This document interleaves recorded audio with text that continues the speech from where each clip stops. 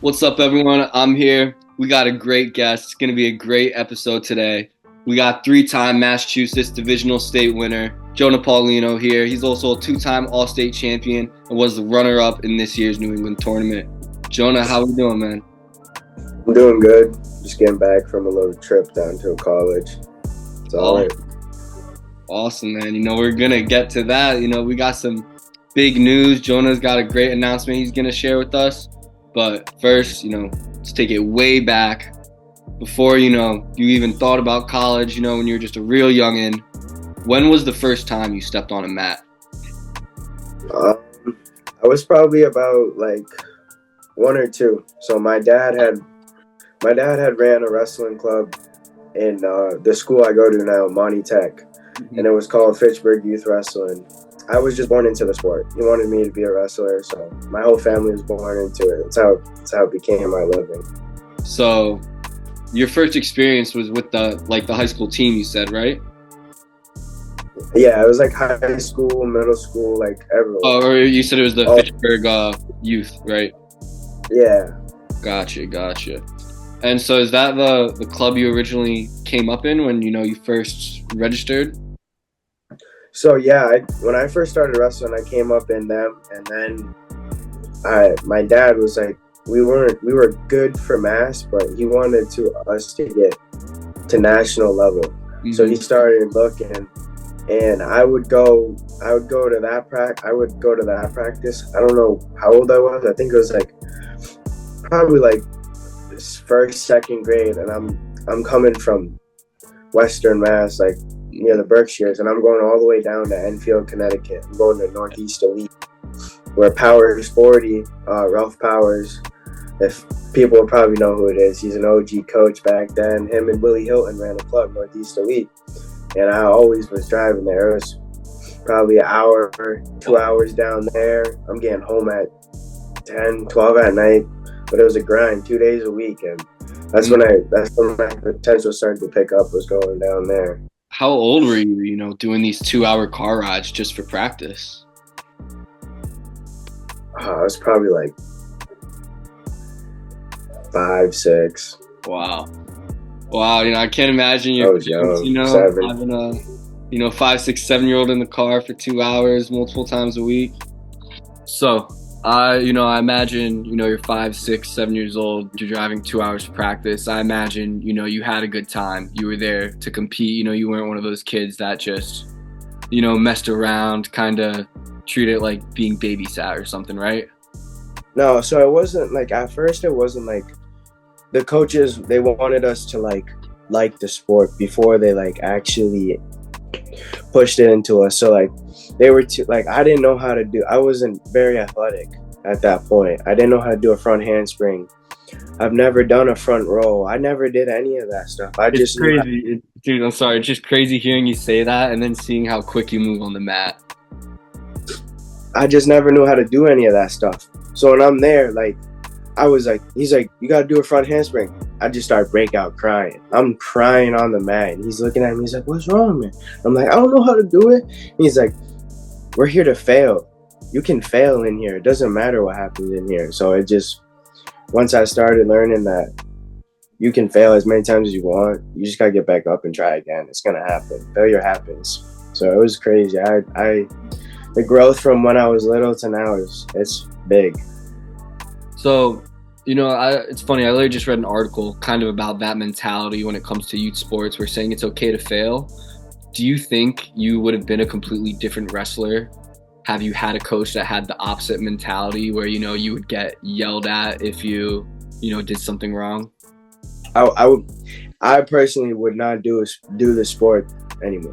I don't want to push somebody to the point where they hate the sport. You can't push, because if you push someone too hard, then they're like, it's not fun.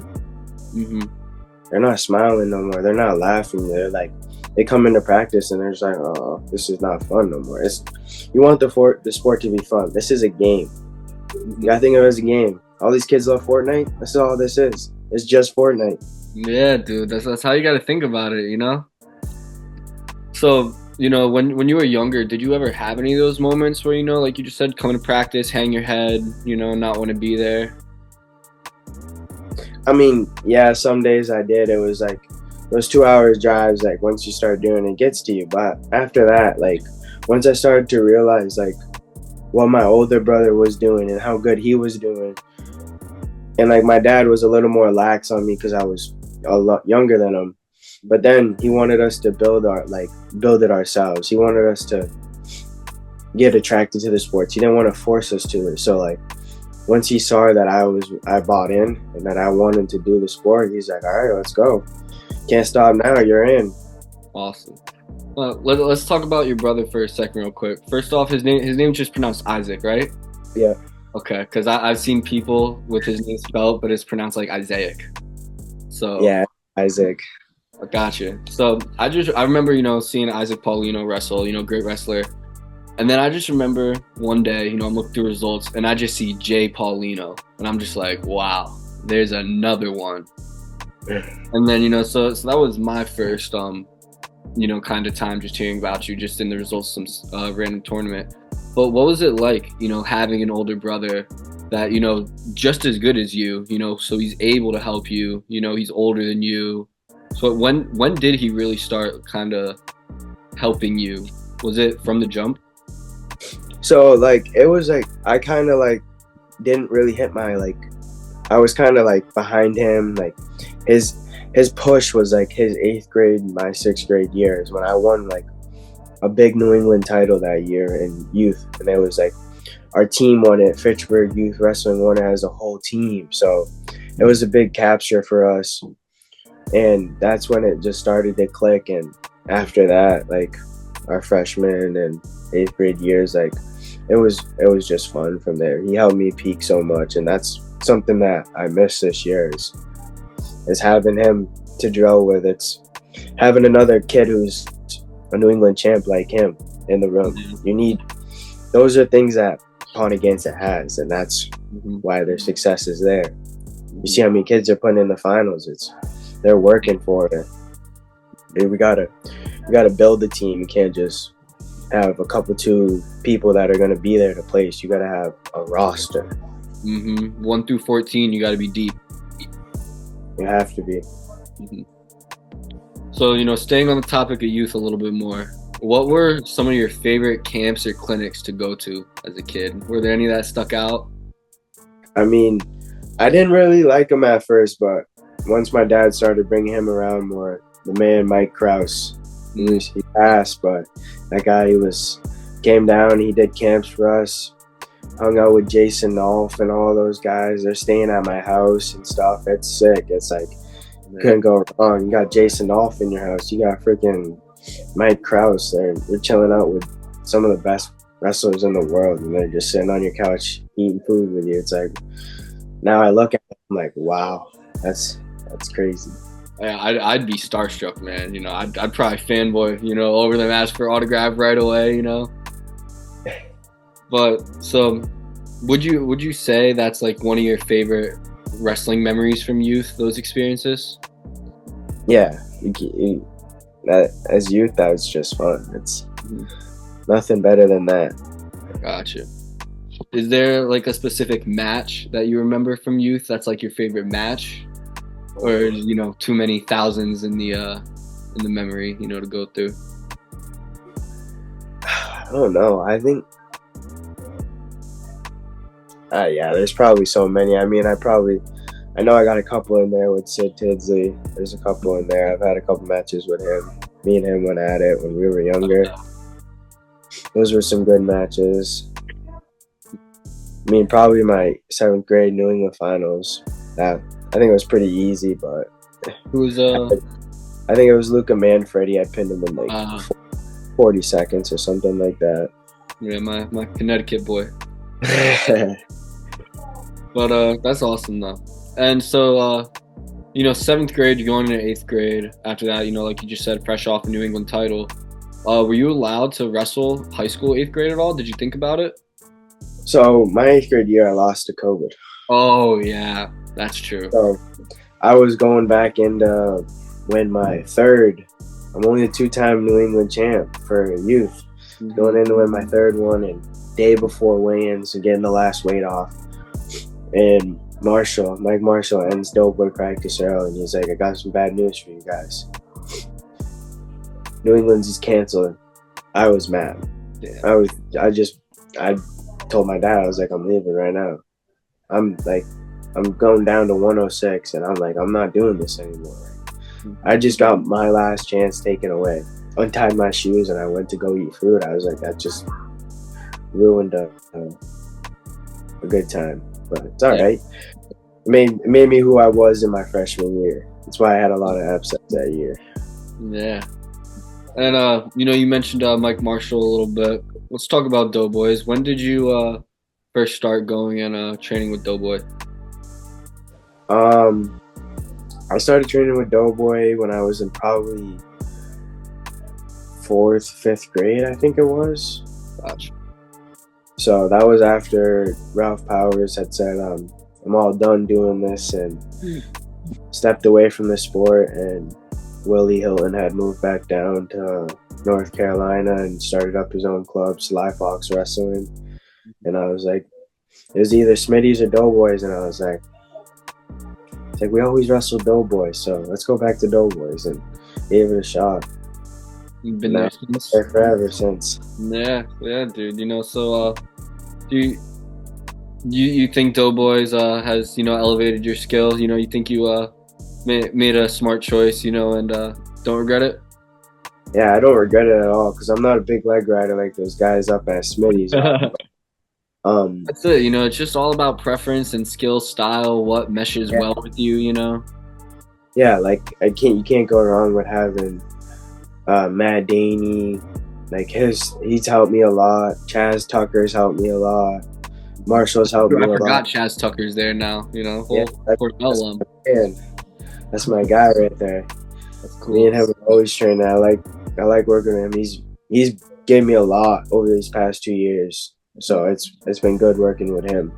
But they've all been good to me. Shunerman, he's instilled different stuff that maybe Marshall, Daney, or Chaz, and all the coaches there are great. You got every style that you need. It's good. You got to have the variety, because like I just said, and you agreed, if it doesn't mesh well, it's going to be hard to train. So, you need to differentiate in styles. Yeah. You mentioned you lost your 8th grade season to COVID. So going into freshman year, did you feel you were ready, after not having that having the postseason ripped away from you? Yeah, I thought I was ready. I did a lot of work over that COVID time. Marshall, he was doing stuff for us. He was making it happen. He was getting us out on those 5-mile runs and stuff like that. Just making it happen, so I was prepared, and I got into working with the older kids and doing a lot of one-on-one stuff, which is very good for someone who has the skill already, just needs to sharpen the iron. So that's what I needed. It was just needed to grow into size and sharpen the iron. And that's what happened. And so you go to Monty Tech. Was that always the plan? I imagine so, since your brother went there. But were there any other choices for him that maybe could have led you, to a different school? So my freshman year, nobody knows this, but I didn't go to Monty Tech. Wow. I went to my hometown school because I wrestled too much in 8th grade and missed too much school, so they didn't want me in their school. But it happens. We made it happen my sophomore year. Yeah. But nothing I can do. Gotcha. So, talking about your sophomore year a little bit, what were your expectations heading into it, Nothing. Just let it fly. Nothing, just let it fly? No expectations. Just gotta let it happen. It's gonna. Man works. God's got us. He's gonna guide you right, and He did. I mean, it was unfortunate I got hurt in the quarterfinals, but it happens. Yeah. So, so the end of your sophomore year, you lost to, or you won divisional states, right? Yeah. and then you made it to the All-State quarterfinals. Just happened to run into Tyler Knox, right? No, I made All-State finals. I ran into Knox. Yeah. That's what I just said. You said quarters. Oh no, okay, yeah. That's just because my brain was stuck because you said quarters earlier. So, but yeah, my fault. But yeah, so you ran into Knox in the finals. What did you think of, or what was your mindset like before that match? So my mindset was, my brother, I was training with him all week, and it was just, we got to go. There was no stopping. We got to go. We got to put a pace in. We got to push him. And I did. I put it on him. I let it fly. I was no hold back, and I was just hands. No touching legs, just wearing on his back. And it worked. It went into the second 0-0. He's tired. He's feeling it, and I knew he was feeling it. Mm-hmm. And he does what he does. He's good on bottom. Yeah. So I still watch him till this day. And I was watching Matt Cliff Clean. He's hitting these D1 kids with it. I'm like, oh, that move. He hit me with it too. And I'm like, damn. It's all right though. It's working on guys that are better, that are at the same level of me or better than me. So I know that it wasn't some kid that I shouldn't have lost to. I lost to. Kid's legit. Can't complain. And then caught me there, and I was like, oh, it's unfortunate, but it happens. Mm-hmm. And then, how did you? Are you the type of kid where, if you lose that match, in the finals, you're down on yourself right away? Because you had New England's the next week, so were you able to keep a level head? Yeah, I was able to keep a level head. I knew that was just a little bump. It was something, a little mistake, and nothing I could do. I had to just step up and fix it up, and I just went into New England's, and I was ready to go at it. I was coming for him, but. Mm-hmm. All right, and you're gonna have to remind me, because I didn't get enough time to do. But you were blood round, right? Sophomore year. I did not finish. I got hurt in the quarterfinals. So I backdoor on Evan Linder, and he landed on my ankle. So I had to leave the tournament with a high ankle sprain. Gotcha. I remember seeing that. I was disappointed because I was like, damn, I want to see this younger Paulino make the podium. But yeah, fortunate. What was the recovery like after that? I think I missed 3 months. 3 months, wow. 3 months. I was in a boot for 3 months. It was bad. I thought I snapped it. I honestly thought I broke my ankle. Damn. I wish I broke it, to be honest. I wish I did, because it would have been a 4-week recovery and I would have been back. Yeah. But missed. I didn't come back. My first tournament back was Virginia Beach Duels. Wow. You were down there with Doughboy, I assume? Yeah. And I had 1 week of training before it. Wow. What was it like stepping on the mat, for the first time coming back, knowing that you have a week to train for, NHSCA duels? Get your condition right. It was hard. That's all I can say. I was like, this is rough. I am out of shape. This is not where I want to be right now. But I just was like, you got to find a way. You just got to make it happen. What weight did you go for the duels? I went 26. And what do you think your peak weight was when you were hurt recovering? Ooh, I don't know. I wasn't that big at that point. I think I probably hit 40 maybe. I wasn't. Not like you're cutting for 150 though or anything. No. Yeah. No. Are you a big weight cutter at all? Nowadays. Weight cutting is like. I know, like, if you know how to do it right, if you can do it the right way and know how to get the weight off without, like, taking too much muscle mass, and, like, yeah, you're going to have to dehydrate. Yeah, you're going to have to eat the right foods.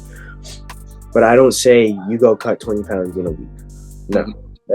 You have to do 20 pounds in 3 weeks to a month. That's the smarter way to do it. Get your body used to what's happening to it, because if not, then you either burn your body out, stunt your growth, or you just do stuff to your body that's not like, yeah, I cut weight, but I don't cut it like I do it gradually. I know how to I have hit marking goals that I'm gonna hit on a certain day. So say I'm 155 and I have to make 40 in 2 weeks. Okay, so now I gotta be 40 by this weekend, or I gotta make 50 by this weekend. So I'm 10 over. Then I gotta go down because I can lose 5-6 pounds of practice. So it's not you just gotta drink sauna suit on and stuff. You one of those guys that throws sauna suits on and garbage bags, a lot of hoodies. Not really. No, that's a 30 minutes out from weigh-ins and I'm a pound over. Okay, that's a last resort. Other than that, you'll see me show up into practice in a short sleeve and shorts. Gosh, you're just a usual tire. Yeah, you gotta go. You gotta know how to work. You put on 3 layers, you put on 5 layers. Your body's now suffocating. Now you're moving like this. You gotta know how to perform when you're tired. Mm-hmm. That's what people miss a lot, is performing when you're tired. Yeah, your body's drained, but if you're letting your legs breathe, your arms breathe, and you feel like you have no clothes on you, you're gonna be able to move. And I see a lot of kids, they're all wearing sweaters, long sleeves, 3 shirts. I'm take a layer off. It tricks you, yeah. Yeah, I'm wrestling them and they're getting up and I'm why are you dying? Take it off. Take it off. Mm-hmm. There's no point. No point. You're suffocating yourself. It sucks. It's brutal. So, that was a fun topic about weight cutting. But, going back to junior year now, we're at, I believe. How hungry were you once the season started after, getting injured? How hungry were you to make a name for yourself? And, were you impatient for New England's to come around again junior year so you could just show off? No, not really. I was just gotta take it day by day, match by match. You can't think of New England's on the first day of season. You think of something too big, and then it goes too fast for you, and then you're always thinking about that. You're not thinking about the match, so then you're always behind. You're always you're wrestling somebody and you're behind. But I always think, one match at a time, point at a time, second at a time. You take me down, you take me down. That's what happens, and that's what I've had to learn this year is get taken down, and that's what shit happens. You gotta get up and you gotta want to kill him now. Yeah. Just kill him. Yeah, dude. That's the mentality you need, Everyone goes wild. I got taken down. Okay, cool. I got up and blasted the kid, and I was yeah, there you go. There's your answer. Yeah. So, junior year, you won another Division 2, right? Yeah, we were Division 2 at that point. Oh. Don't mind my cat. But, so Division 2, yeah, that's right, because you guys are D1 now this year, right? Yeah. Yeah, so, you won a Division 2 state title, your second one at that point. And you won your first All-State title too junior year, right? Yep. So how did that feel, finally climbing the highest mountaintop there is in Massachusetts for wrestling? It felt like where I was supposed to be. Mm-hmm. Just felt like home, and I was I did what I should have done last year, but that's all right. Stuff happens. Made it up. Let's go into New England. So let's go get this New England title. Mm-hmm. And New England's, the way the brackets were set up, I believe you ran into Hayden Myers in the quarterfinals or something, right? It was in the semis. Okay, it was in the semis at least. I had placed at that point, but yeah. Yeah. So, kind of a similar thing to Tyler Knox. What was the mindset before the match? You knew your opponent was going to be good, but, like Knox, you knew you could hang with them. So what was the plan? Or was there a game plan, or just let it fly again? There was no game plan for that one. There was let it fly, and I kind of say I didn't. I held back. Mm. I had a lot of opportunities, but I let the moment get to me. I saw the light at the end of the tunnel, but I didn't sprint to it. I jogged, and it got to me, and he ended up taking that match. But, you know, you bounced back, took third, right? Yeah. So after that match, what were you telling yourself? After the loss, if I wasn't clear. I was mad. I was like, I should have won that match. And my dad, my brother, they were there, and they were like, come on, man, you just gotta let it fly. Open up, like, it's time to go. Nobody cares no more. You're in your place. Just let it go. And I did. I let it fly. Going into my Conti semis match, I let it happen. I just went out there and gave it everything. I was like, I'm going for third. Nobody's taking that from me now. I got it. It's mine. Yeah. So I went there and gave it to him. Yeah, you know, you battled back, took third. You know, once again, showed that you keep a level head. You don't get a loss gets you. You get taken down, you get right back up. You know, so heading into your senior year now, or when you were heading into your senior year, you know, did you feel like you had a target on your back if you didn't before already, you know? Defending New England Pacer at this point, 2-time champ. I mean, I felt like I did. I was like, I didn't feel it at the beginning of the year. I was like, yeah, this is just a normal season. Started closing out, and I was like, 3 state titles, going into the All-State Finals. Oh man, this is gonna be crazy. It was, I could say it was. I felt it coming at the end of the year, but I just settled in and knew that it was home. You got to be comfortable with people chasing. Can't be uncomfortable. It's just when you're number one and you're number one. Mm-hmm. You still got to be a lion. Yeah, you know, just because you're hunted doesn't mean you're not a hunter anymore. So, you know, senior year comes around for you. You know, you do the same thing you did the year before. Divisional state title. Or sectional state title, or sectional title. Can't forget that. What are you, a 3-time sectional champ, right? Yeah. Yeah, so 3-time sectional champ. You know, you get your 3rd divisional state title, and you know, end your Massachusetts high school career as a all-state champ again. New England's comes around. You know, let's just skip straight to it. Finals match, man. Best finals of the night. I gotta agree with, you know, how it was voted. But first thing I want to talk about is the takedown. And I thought it was cool enough to win takedown of the year. Are you usually a wrist snap guy? Is that your go-to, or? Oh no! So I've been working on stuff with Chaz, and like we do like a lot of wrist stuff takedowns, and I've never hit one in my whole career. Really? First ever one I hit. Wow. I was just letting it fly. I was like, laying out there, and I grabbed my wrist, felt the pressure, and I just snapped. And I was like, damn, it worked. It worked pretty well. And then, what was it called that Perez was hitting on you when you shot in, and he'd get the reversal with? Do you know what that was called? What he was doing? No, I don't know the name of the position, but it's like it's a very funky position to be in.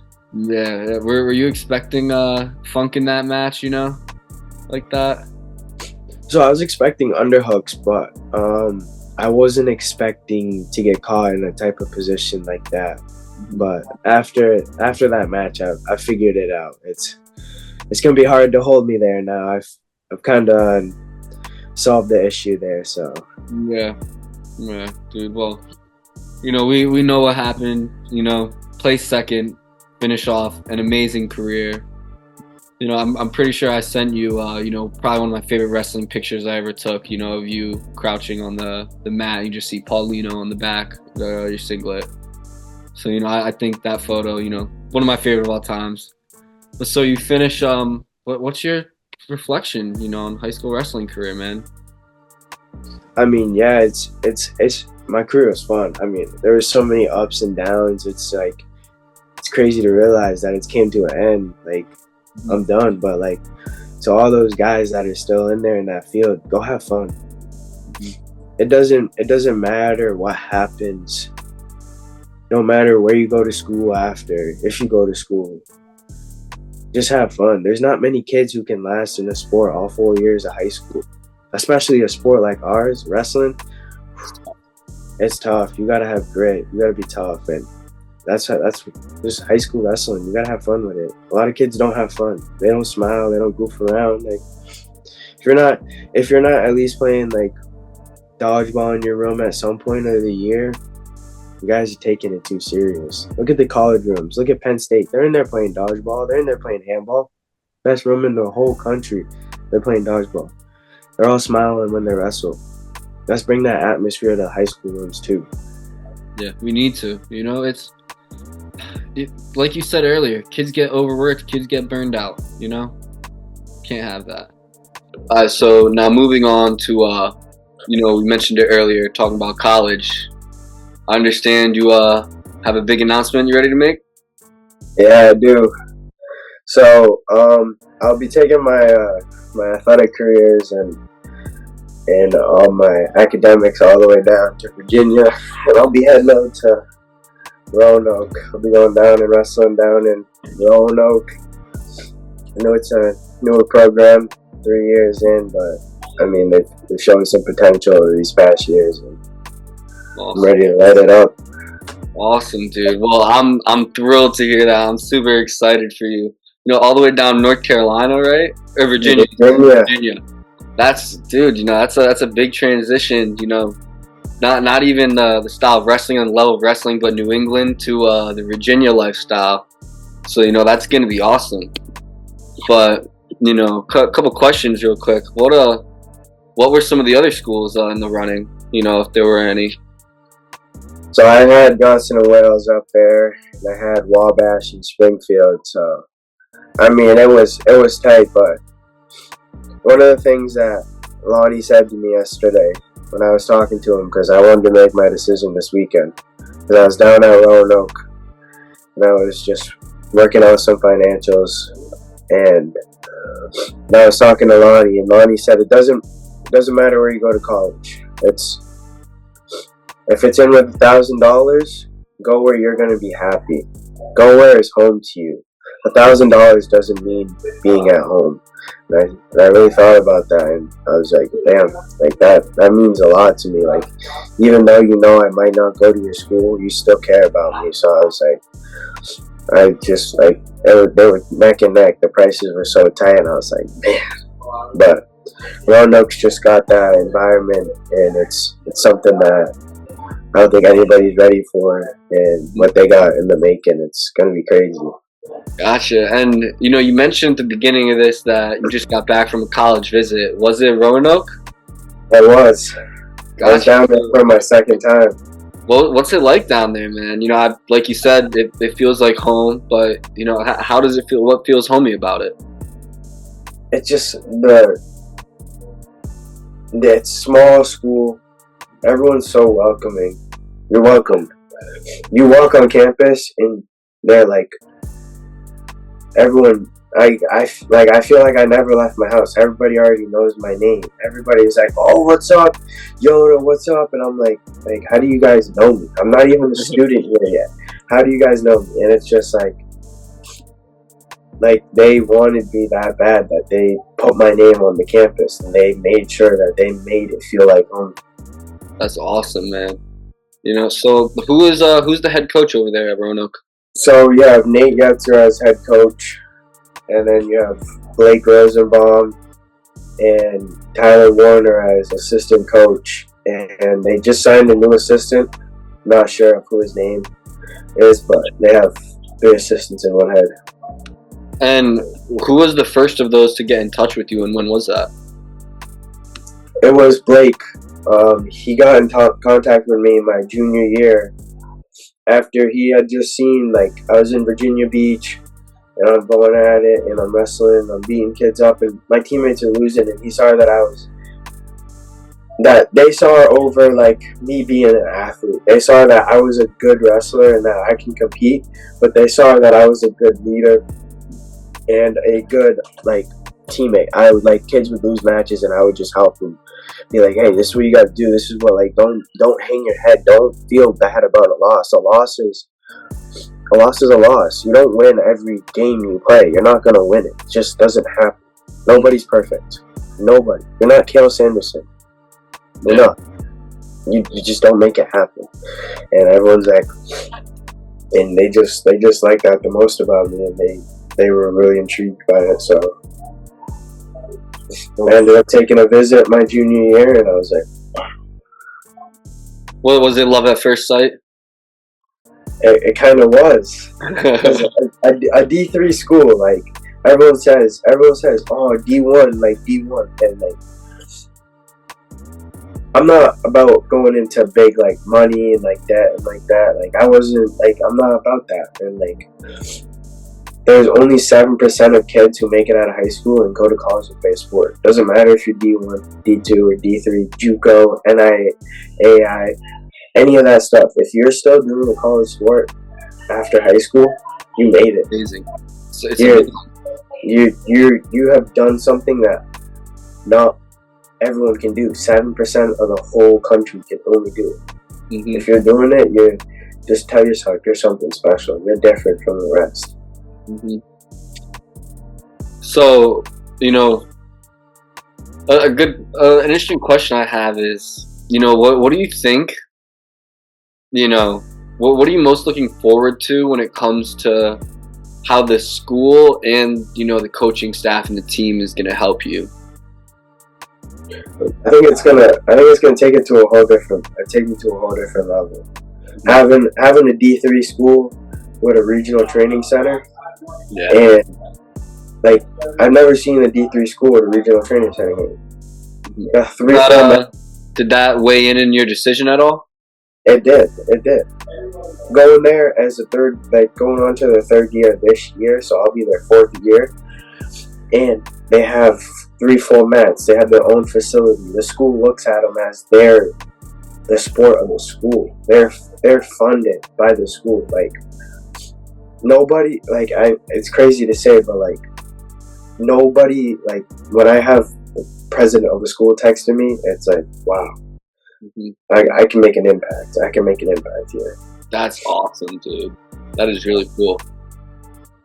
And so it might be too early to think about it now, but your junior year you're 132, and then you were just 132 again this year.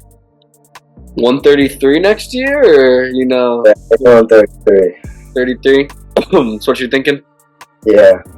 Awesome, dude. Again, probably way too early to tell, but do you think you're going to be a career 133 pounder, or probably not? Depends how, I could be. If I get taller, then no, but if I'm not that big. There's a chance? There's a chance I could, fluctuate between 33 and 41, but most likely I'll probably be a career 33, because I'm just not big enough. I don't have that mass that a 40. In college it's different. 33 and 41, it's a different ball game.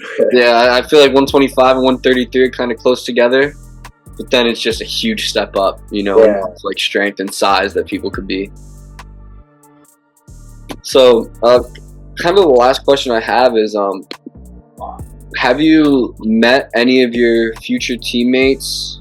Whether it's kids that are committed with you, or what are your thoughts on the current team, and have you met any other kids around the country, been in contact with other Roanoke commits? So I haven't been in contact with any of the new ones coming in on my class, which I'll get to meet them coming up. Still new, Yeah, but I was just down there with the guys scrapping on Friday, putting in a freestyle workout with their 125 pounder who was just a national All-American. I'm wrestling with these guys who are national All-Americans already. I'm in. They know I'm legit. They'll say it. I gave them some of my stuff. Not too much. I'll show it to them when I get there. Good. Yeah, you can't reveal all the secrets right away. And a good, interesting question I have, last one, is, do you feel like you have something to prove being a kid from Massachusetts, the region of New England, wrestling is growing here, but it's still not as big, you know, and you're going down to Virginia, bigger state. You know, wrestling is, I'd say, probably bigger down south in that Virginia area, maybe, than New England. So, like, do you feel like you have something to prove? Yeah, I always have something to prove. Didn't matter if I was going to J. Wu or if I was going to Roanoke. There's always a title chase. I'm always gonna want that national title. Mm-hmm. I'm gonna win one, and it's gonna happen. I'm taking it. I don't care what it's gotta be. I gotta go take one. You can't just. It's not gonna be given to me, so I'm gonna go out there and I'm gonna take a title. Mm-hmm. That means I take 3 of them. I take 3 of them. It's what I'm going for. So I'm coming. That's the plan, dude. You know, win it all, right? Yeah, I'm not. I got nothing to lose right now. I'm a freshman. I'm coming in. It's like I'm restarting high school. They don't want to see you in a good bracket. They won't put you at the 12 seed. Put you on the 1 seed first round. All right, I'm good with that. Let's go. Yeah, dude. Can't hear nobody. So, Jonah, is there anything else you wanna comment on, touch on a little bit? Not really. It's just go where you guys want to go. Like, these kids got to know that it's not about what division you wrestle. Yeah, a lot of coaches might think if you're not a D1 wrestler, you're not a good wrestler. It's not true. You can go anywhere. You can do anything. Josiah Fry was a D1 wrestler before he became a D3 2-time national champ. It's like there's so many D1 wrestlers who are D3, or there's so many D3 wrestlers that are moving to D1. 197 pounder from Wartburg, he's now looking to go D1 because kid was a JUCO wrestler his first 2 years of college, and now he's a 2-time D3 champ. It's how hungry you are and where you want to be. And I could go D1 next year. I win a title, and the colleges are looking at me like, whoa. Do the reverse Josiah Fry. Yeah, but it's like you gotta know that where's home, and know that it's just don't embody the sport to the point where you're like gonna go somewhere and hate it because it's not your home. And for you, that home is now Roanoke. It is.